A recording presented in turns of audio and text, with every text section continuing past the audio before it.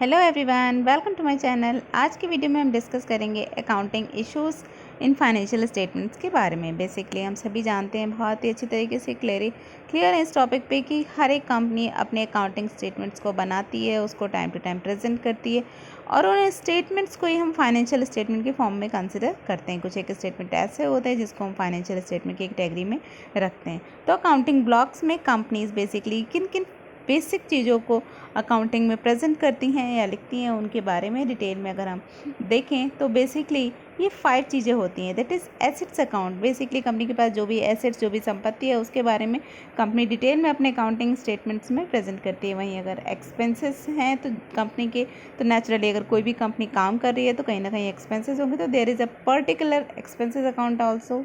Then next one is liability account. Company कुछ assets हैं, expenses हैं, तो डेफिनेटली कंपनी के पास कुछ लायबिलिटी, जिसको हम दायित्व कहते हैं, वो भी होगा, जिसको कंपनी को भी बेयर करना पड़ता है और वो कंपनी को टाइम टू टाइम प्रेजेंट भी करना होता है अपने बैलेंस शीट में, ताकि लायबिलिटीज़ और एसेट्स को हमेशा इक्वल प्रेजेंट किया जा सके। साथ ही अगर हम नेक्स्ट देखते हैं तो इक्विटी अकाउंट, जो कि हम कह सकते हैं कंपनी की नेटवर्थ का भी पार्ट होता है, इसको भी कंसिडर किया जाता है। And the last one is revenue account. तो ये 5 जो हैं कंपनी के अकाउंटिंग ब्लॉक्स होते हैं, जिसमें एसेट्स, संपत्ति, दायित्व, इनकम, एक्सपेंडिचर, साथ में रेवेन्यूज और खर्चे, सारी चीज़ों को डिटेल में रखा जा सकता है। Thanks for watching, have a nice day.